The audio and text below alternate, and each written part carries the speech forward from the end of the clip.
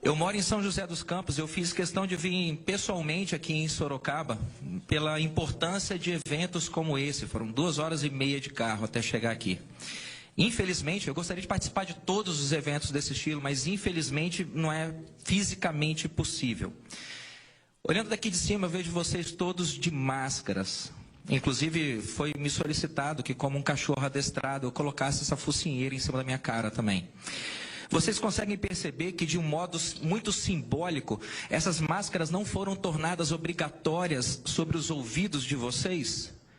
Isso aconteceu porque a maioria do povo escuta, mas não ouve, há anos. Essas máscaras também não foram tornadas obrigatórias sobre os olhos de vocês, porque a maioria do povo brasileiro está cega há décadas. Essas máscaras foram tornadas obrigatórias em cima das bocas de vocês para que a gente permanecesse em silêncio. Essa é a importância de um evento como esse.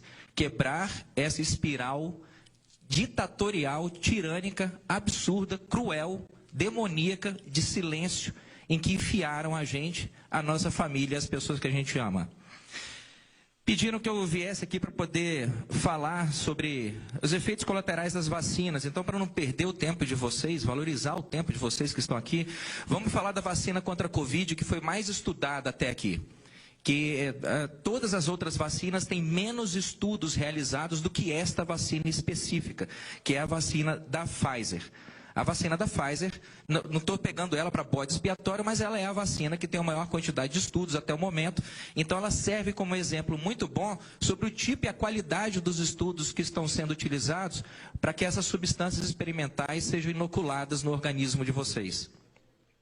Segundo dados oficiais do fact sheet do FDA, o FDA é como se fosse a nossa Anvisa, é o órgão americano que cuida de alimentos e medicamentos nos Estados Unidos, é como se fosse a nossa Anvisa, e toda medicação tem que colocar lá um fact sheet para ela ser oferecida ao público. É uma lista de perguntas e respostas. Pois bem, segundo o documento oficial da Pfizer, protocolado e registrado dentro do site do FDA, a segurança e a eficácia da vacina da Pfizer, elas foram avaliadas principalmente em pessoas de 18 a 55 anos saudáveis. A segurança e eficácia não foi avaliada corretamente em pessoas com menos do que isso, menos de 18, ou com mais de 55, não adequadamente. E também não foi avaliada a segurança e eficácia em subpopulações como hipertensos, pessoas cardíacas, diabéticas, que têm alguma doença autoimune, gestantes, crianças com asma. Nenhuma dessas subpopulações foi adequadamente avaliada sobre critérios de segurança e eficácia para isso. A vacina da Pfizer, que é a vacina mais estudada que nós temos, vocês sabem quanto tempo que a Pfizer declarou que a proteção, entre aspas, que essa vacina oferece, quanto tempo essa proteção dura? Ninguém sabe. A própria Pfizer colocou na bula da vacina que eles não sabem quanto tempo essa proteção dura. Vocês acham o que a Pfizer colocou com relação se a vacina dela, que é a vacina mais estudada do planeta, essa vacina protege contra a doença assintomática? Segundo dados oficiais da Pfizer, ninguém sabe. Segundo os dados oficiais da Pfizer colocado na FDA, a vacina da Pfizer, ela evita a transmissão do vírus? Segundo dados oficiais da Pfizer colocado no site do FDA, ninguém sabe. Os dados estão lá para quem quiser ler.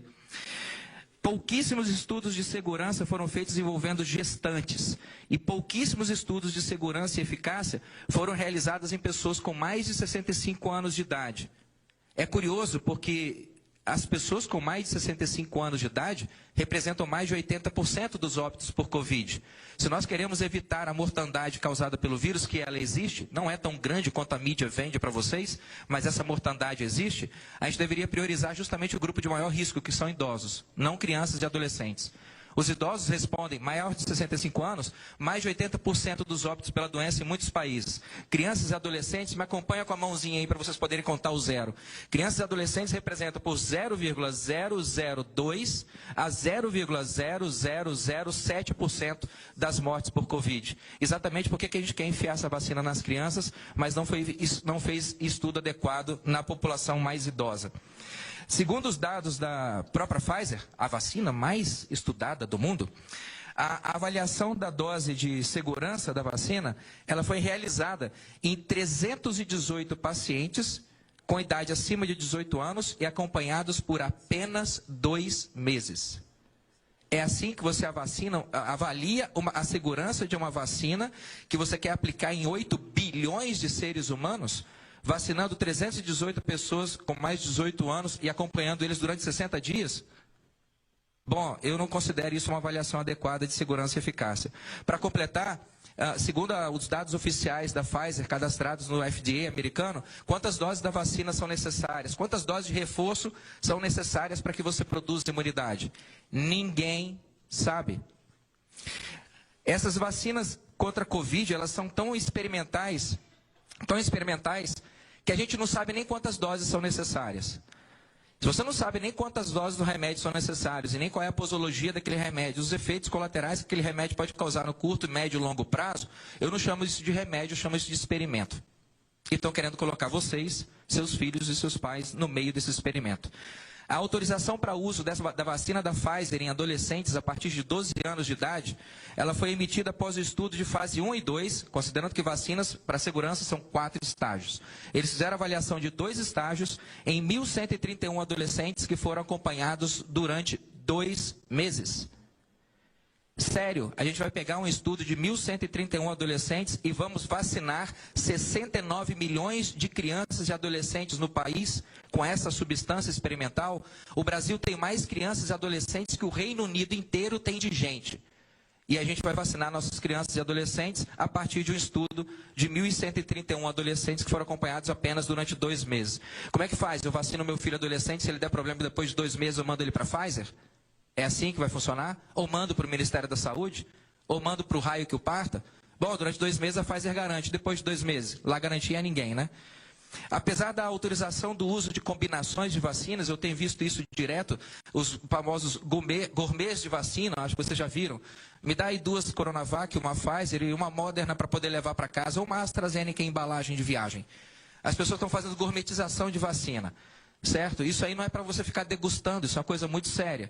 Apesar desse tipo de protocolo estar sendo utilizado, o intercâmbio de vacinas, nenhum estudo de longo prazo foi realizado ou citado até o momento sobre a segurança de você utilizar vacinas diferentes contra o Covid.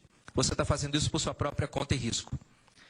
Depois vai reclamar com os nossos jornalistas se você tiver algum efeito colateral. Finalmente, eu escrevi um livro só sobre as vacinas de Covid. Dos 20 países, das várias análises que eu fiz nesse livro, eu peguei os 20 países com maior índice de desenvolvimento humano do mundo. Não dá para falar que a lista, a gente tem quase 200 países no planeta, os 20 países que têm o maior IDH, certamente são países que têm uma organização social, verba, financiamento para a saúde, bem adequados, né? Quem que não gostaria de morar em um dos 20 países com o maior IDH do planeta? Ok.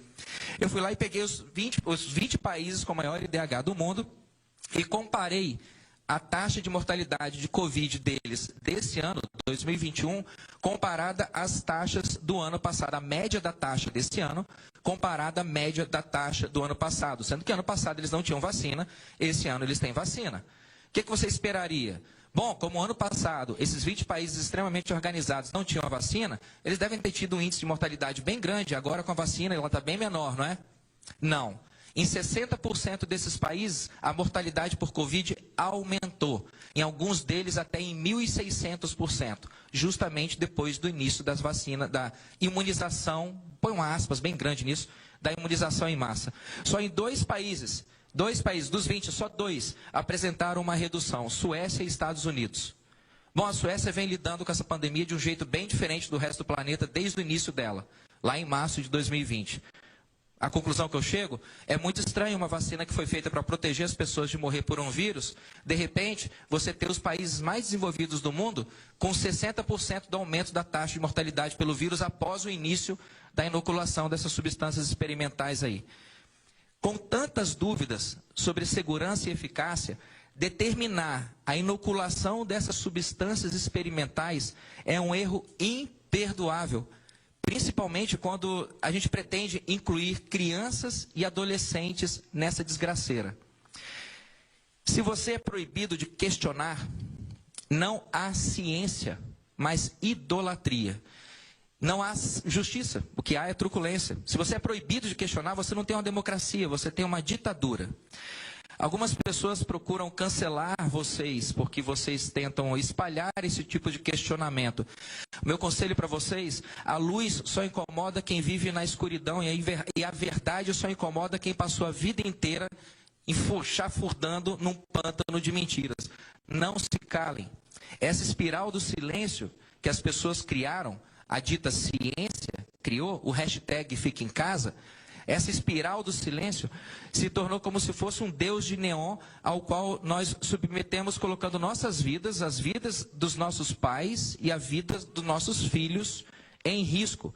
Esses deuses de neon, algum deles que moram em Brasília e vestem toga, esses deuses de neon não merecem esse tipo de adoração incondicional. Esses deuses da Big Pharma, da Big Tech, da Big Justiça, da Big Política, esses deuses, eles merecem ser colocados no devido lugar e restaurar ao povo, de forma decente, ao povo, a soberania sobre as decisões que podem afetar nossas existências e as existências das pessoas que nós amamos. A soberania sobre essa decisão nunca vai caber a terceiro, ela é nossa, por um princípio moral, divino e de pura decência.